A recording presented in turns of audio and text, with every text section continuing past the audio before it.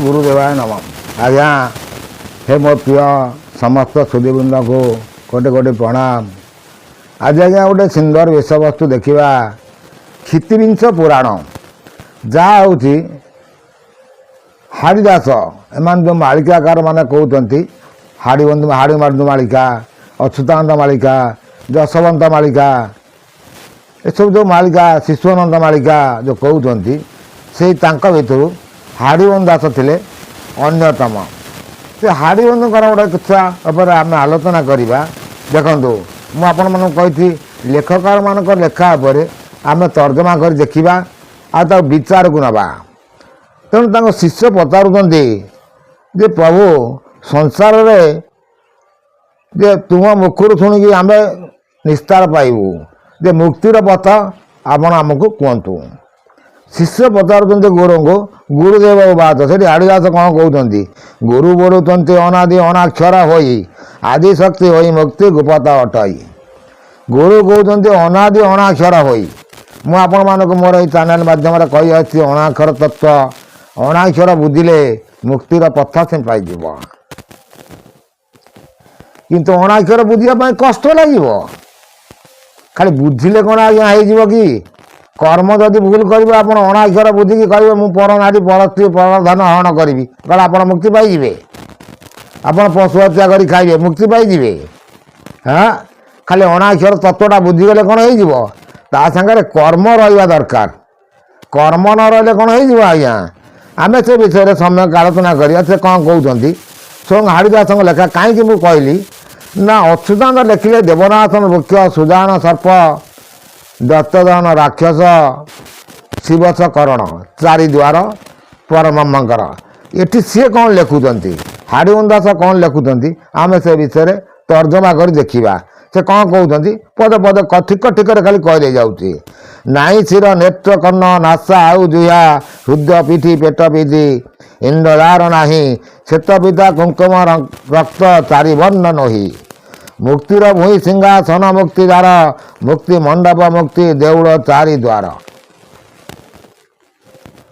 से कहते हाथ नाही पाद नाही नाक नाही किछि नाही शून्य महाशून्य से भी से शून्य को आडमिट कर मानुंट तार मुक्ति मंडप चारिद्वार से कहते मुक्तिरता निवाद निर्बोध दही पक्षी मुक्ति वीर सर्वदा दही रे से बर छुटी अभय अमृत बर छुटी निरंतर से पूरे मुक्ति पुरुष अच्छी से हरसरे अष्टरत्न उत्साहत तार नाही दिवाराती स्वयं पर ब्रह्म से अदृष्ट शक्ति स्वयं परम ब्रह्म तांकर से शक्ति से ठाव को बोली आस आदि मुक्ति भूई देवनाशन बट्टदार पूर्व द्वार थाई।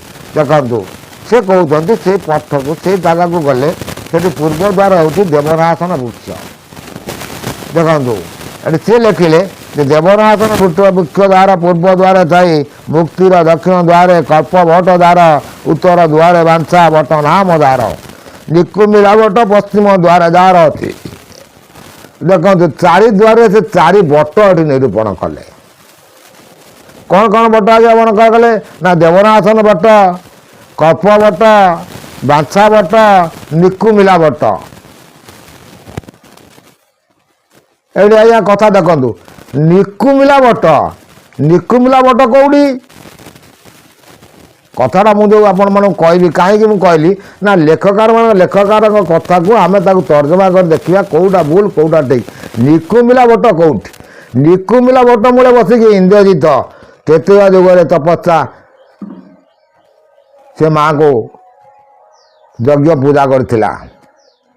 निकुमिला बट जोटा कि आम रामायण प्रमाण करे सी आणिकी मुक्ति द्वारा एठी थोईदेले। देखो ये सब जो लेखकार मानकर कथा को आम से विषय चिंता करी जाऊँगी किड़ी नाम से आउ कौन कहते आम धीरे धीरे धीरे धीरे धीरे धीरे से कथा आम देखिकी किछिटा सम्यक आलोचना करवा। मु कहूँ से भूल लिखिं कि ठीक लिखिं किंतु आम तर्जमा कर देखा से भूल कि ठीक कथा हूँ कहीं मुझे कहली ना मालिका को लेकिन जो मैंने सब चैनल करके कहते से सठिक तथ्यटा कौन तुम जान बुझ କ'ଣ ଆଜ୍ଞା ବୁଝିପାରିଲେ? ତେଣୁ ସେ କ'ଣ କହୁଛନ୍ତି ଯେ ଇଏ ଚାରିପଟକୁ କିଣିନି ନାମରେ ସର୍ପ ବଟ ଆବୋରିଛି ହୁ ହୁ ନାମେ ସର୍ପ ଦକ୍ଷିଣ ବାଟ ଆବୋରିଲା ସୁଜାଣ ଅହିଦେବ ନାଶନେ ରହିଲା। ସୁଜାଣ ନାମକ ନାମ ମୁଁ ଆପଣମାନଙ୍କୁ କହିଛି ସୁଜାଣ ସର୍ପ ଦେବନାଶନ ବୃକ୍ଷ ସୁଜାଣ ସର୍ପ ସୁଜାଣ ସର୍ପ ଦେବନାଶନ ବୃକ୍ଷରେ ସେ ରହିଲା। ଆଉ ଇଏ ତିନି ପଟରେ କିଏ ରହିଲେ? କ'ଣ କଥାଟା ଚିନ୍ତା କରନ୍ତୁ। କାରଣ ମୁଁ ଯେଉଁ କଥା କହେ ତାକୁ ବହୁତ ଗଭୀର ଭାବେ ଚିନ୍ତା କରିସାରିଲା ପରେ ଯାଇ କହେ। ଆଉ ମୁଁ ସେ ଜାଗାକୁ ଛାଡ଼ନ୍ତୁ, ପାଠରୁ ତ ବାହାରି ଆସୁଛୁ କ'ଣ କହିବି। ସେ ପୋଜିସନକୁ ଆସିବାକୁ ହେଲେ ସେମିତି ତପ ସାଧନା ଦରକାର ଆଉ ଜପ ସାଧନା ଦରକାର। ଖାଲି ଆମେ ବସିକି ତପସ୍ୟା କଲେ ଯେ ବଳ ପାଇଯିବା ତାହା ନାହିଁ ଆଜ୍ଞା। ଆପଣମାନଙ୍କୁ ମୁଁ ଏଇ ଚ୍ୟାନେଲ ମାଧ୍ୟମରେ ବୁଝେଇ ଆସିଛି, ଗୋଟେ ମା ପାଖରୁ ଯଦି ଜଣେ ଗୋଟେ ପିଲା ଛୋଟ ପିଲା କ୍ଷୀର ଖାଇବା ପାଇଁ ଚାହିଁବ, ସେ ଅଳି କଲେ କ୍ଷୀର ଖାଇବ। ଆଉ ଦାମ୍ଭିକ ବଣ ଦେଖେଇଲେ କ'ଣ ମା ତାକୁ କ୍ଷୀର ଦେବ? ବୋଉ ମୋତେ କ୍ଷୀର ଦେ ମୁଁ ପିଇବି, ସେ ଦେବ? ଜମା ଦେବ ନାହିଁ ଆଜ୍ଞା। କ'ଣ କଥା ବୁଝିପାରିଲ ଆଜ୍ଞା? କାରଣ ଇଏ ହେଉଛି ମୋ ନିଜର ଅଭିଜ୍ଞତା। କାରଣ ମୁଁ ଯେତେବେଳେ ଗାୟତ୍ରୀ ଆରମ୍ଭ କରିବା ପାଇଁ 1986 ମସିହାରେ ଚିନ୍ତାଧାରା କରେ, ଗୋଟେ ସାଧୁ ଆସି ମୋତେ ବତାଇ ଦେଇଗଲେ, କିନ୍ତୁ ସେ ସାଧୁ କୁଆଡ଼େ ଗଲେ ହେବ ତ ମୁଁ କହିପାରିବିନି। ଠାକୁର ତ ଆମର ଦିନ ଆସି ମୋ ଘରେ ଯେଉଁ ଆଦିଶାଳା ଗ୍ରାମ ଆପଣ ଦେଖୁଛନ୍ତି ସେ ଆସି ପହଞ୍ଚିଲେ। କିନ୍ତୁ ଜଣେ ମୋତେ ଗୋଟେ ବ୍ରାହ୍ମଣ ମୋତେ ଆମ ଗାଁକୁ ଗୁରୁ ବୋଲି ମାନିବା ପାଇଁ ଯାଉଥିଲି, ସେ କହିଲେ ୟାକୁ ସବୁ ସାଧିବା ପାଇଁ ଏଇ ରାସ୍ତା ଦରକାର। ଆକୁ ସାଧିବ ମାନେ ନିଜର ଗୋଟେ ଅଙ୍ଗ ମନୋବୃତ୍ତି ଆସିବ, ସାଧିବ। ସେ କ'ଣ ବର ଦେବ ତମକୁ? ମା କହୁଛି ମୋତେ ଡାକିଲେ ମୁଁ ବର ଦେବି, ମୋ ପଢ଼ିଲେ ମୁଁ ବର ଦେବି। ଜପିଲେ ଗୋଟେ ପିଲା ଆଜି ସବୁବେଳେ କାନ୍ଦିକି ଜପୁଛି, ମା କ'ଣ କହିବ? ଆରେ ପୁଅ କ୍ଷୀର ଟିକେ ଖାଇଦେ, ଦେବ ନା ନାହିଁ? ଖାଇବାକୁ ଦେବ ନା ନାହିଁ? ଯେଉଁଭଳି କାରଣ ମୋ ଜୀବନର ଇଏ ହେଉଛି ଅଭିଜ୍ଞତା ଆଉ ନିଜର ଅନୁଭୂତି।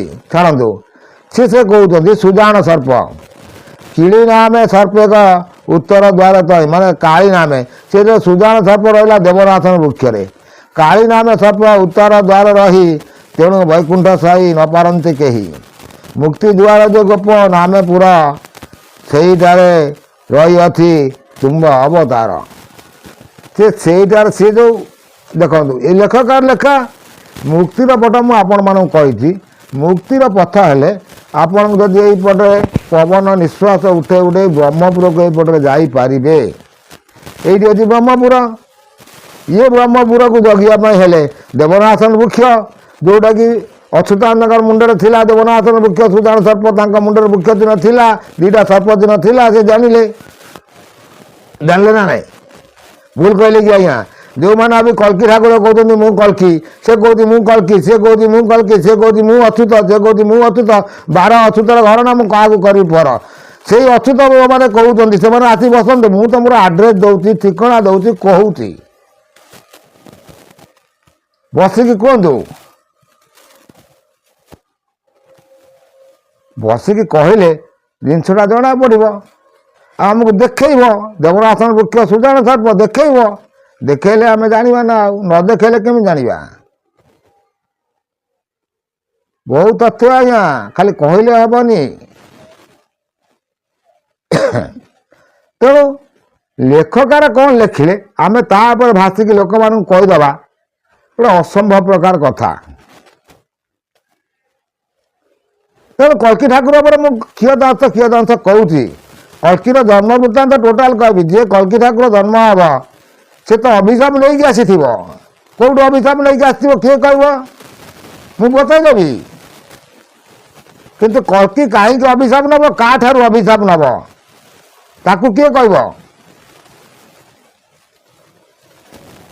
କୁହନ୍ତୁ। ଯେଉଁମାନେ କହୁଛନ୍ତି କଳ୍କି କୃଷ୍ଣ ହେବ, କଳ୍କି ରାମ ହେଲେ କୃଷ୍ଣ, କୃଷ୍ଣ ହେବେ କଳ୍କି, ଏଇ ତ କଥା। ତେଣୁ କୃଷ୍ଣ କେଉଁଠୁ ଅଭିଶାପ ପାଇଲେ? କିଏ ଅଭିଶାପ ଦେଲା ପରିଶେଷରେ? କୃଷ୍ଣ ଯେତେବେଳେ ଜୀବ ଛାଡ଼ିଲେ ତାଙ୍କୁ ଅଭିଶାପ କିଏ ଦେଲା? ତେଣୁ ଏ ତଥ୍ୟଟା ଖୋଲିବିନି। ଏ ତଥ୍ୟ ଯେଉଁମାନେ ବାଳିକା ବିଚାରରେ ଯେଉଁମାନେ କହୁଛନ୍ତି କଳ୍କି କଳ୍କି କଳ୍କି ହେଉଛନ୍ତି ସେମାନେ ଆମକୁ କହିବେ କୃଷ୍ଣଙ୍କୁ କିଏ ଅଭିଶାପ ଦେଲା, କ'ଣ ଅଭିଶାପ ଦେଲା? ପୁଣି ନିଜର ପରିସରଭୁକ୍ତ ଥିବା, କିନ୍ତୁ ଗାନ୍ଧାରୀର ଅଭିଶାପ କଥା ମୁଁ କହୁନି। ଲେଖକାର୍ଥେ ଗାନ୍ଧାରୀ ଅଭିଶାପ କି ଗଙ୍ଗା ମାତାଙ୍କ ଅଭିଶାପ କଥା କହୁନି। ତାଙ୍କ ଅଭିଶାପ ତା ବଂଶନାଶ ହେବ ବୋଲି ସେ କଥା ନାହିଁ। ନିଜେ ନିଜର ବଂଶନାଶ କଲାବେଳେ ଅଭିଶାପ ପାଇଲା କାହା ପାଖରୁ? ଯଦି କେହି ଜାଣିଛନ୍ତି ଜ୍ଞାନୀ ତାହେଲେ କମେଣ୍ଟ ମାଧ୍ୟମରେ ଜଣାଇଲେ ବହୁତ କିଛି ହେବ। ଖାଲି ଗୋଟେ କହିଥିଲି ବୋଲି ଲେଖକମାନଙ୍କ ବିଷୟରେ ଆଲୋଚନା କରିବା ପାଇଁ ବିପଦ କରିଦେଲି। ଏତକ ରହୁଛି ଆଜ୍ଞା, ପୁଣି ନେକ୍ସଟ ଅଧ୍ୟାୟରେ କିଛି କହିବି।